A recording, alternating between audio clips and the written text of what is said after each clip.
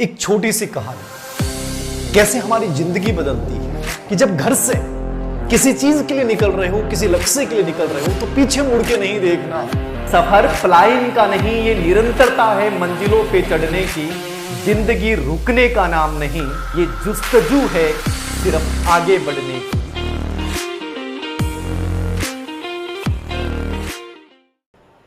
एक छोटी सी कहानी कैसे हमारी जिंदगी बदलती है, इसी श्रृंखला में आज फिर से मैं आप लोगों के सामने हमारी जो संस्कृति है वो हमें बहुत कुछ सिखाती है। हमारा इतिहास हमारे सामने बहुत अनुपम उदाहरण पेश करता है। हमारी एक परंपरा थी, यदि आप सभी को पता हो, और वो परंपरा क्या थी कि जब घर से किसी चीज के लिए निकल रहे हो, किसी लक्ष्य के लिए निकल रहे हो, तो पीछे मुड़ के नहीं देखना।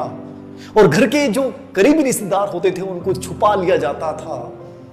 क्या रहस्य था इसके पीछे कि कहीं हमारा मोह उन चीजों में नहीं अटक जाए कि जिंदगी में जब चल पड़े तो सिर्फ लक्ष्य हमारे जहन में होना चाहिए, बाकी के जो रास्ते हैं वो सब रास्ते बंद हो जाने चाहिए। ये इसके पीछे निहितार्थ था।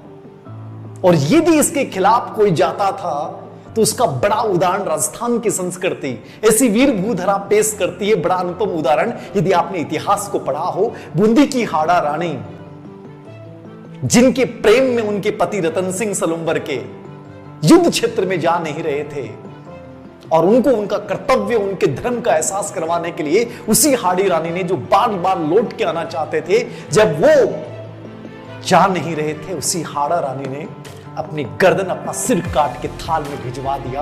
आप उस राजस्थान, उस भारत भूमि से बिलोंग करते हो कि जब युद्ध क्षेत्र में निकल पड़ो, जब रण क्षेत्र में निकल पड़ो, जब लक्ष्य क्षेत्र में निकल पड़ो, तो बाकी रास्तों को बंद कर दीजिए। सिर्फ आपकी निगाह, आपका मन, आपका दिमाग सब उसी लक्ष्य पे होना चाहिए। एक छोटी सी कहानी इसी श्रृंखला में आज मैं आप लोगों के सामने। कहानी यह है कि एक छोटा सा राज्य था, बहुत छोटा राज्य, लेकिन उस राज्य के पास में जो राज्य था वो बहुत बड़ा राज्य था, विस्तारित राज्य था। उस राज्य का राजा बहुत महत्वाकांक्षी था। एक दिन राजा और मंत्री सब बैठे हुए थे और गुप्तचर आते हैं और गुप्तचरों के माध्यम से सूचना मिलती है कि पड़ोसी राजा इस छोटे से राज्य पे आक्रमण करना चाहता है, इसको अपने अधिकार में लेना चाहता है। राजे के चेहरे पे चिंता की लकीरें फैल गई।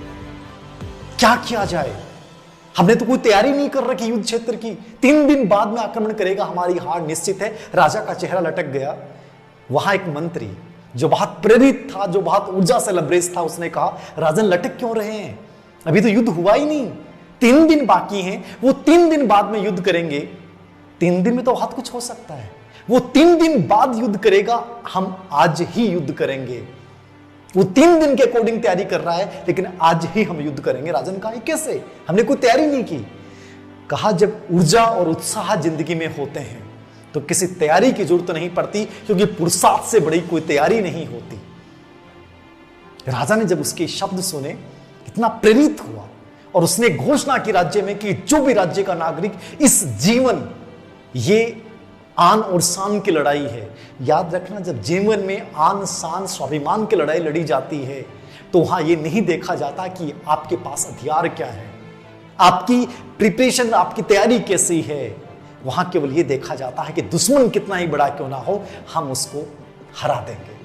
इस पॉजिटिविटी के साथ पूरा राज्य एकजुट होकर चल पड़ा।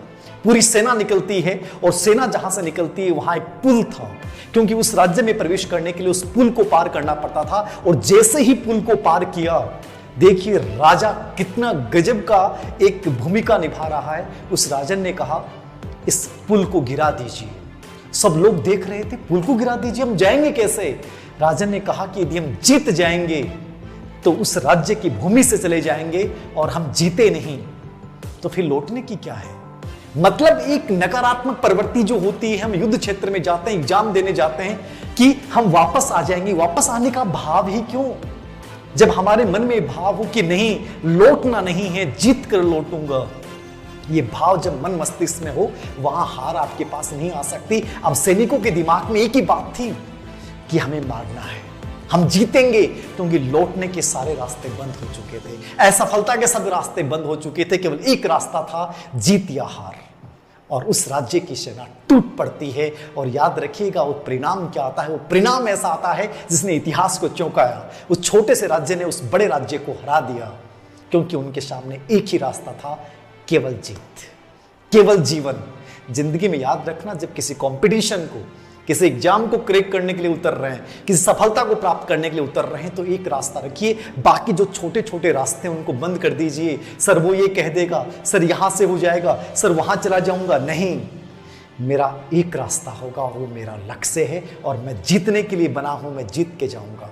मुश्किलें जिंदगी में कुछ भी नहीं, फिर भी कुछ लोग इरादे तोड़ देते हैं। अगर सच्चे दिल से चाहत हो कुछ पाने की, तो याद रखिएगा, सितारे भी अपनी जमी छोड़ देते हैं। बस ये जमी छुड़वानी है उन लोगों से जो आपको रोकने के लिए बैठे हैं। तो पॉजिटिविटी के साथ, ऊर्जा के साथ, उत्साह के साथ लगे रहिएगा। जीत केवल आपकी होगी, जीत केवल आपकी होगी।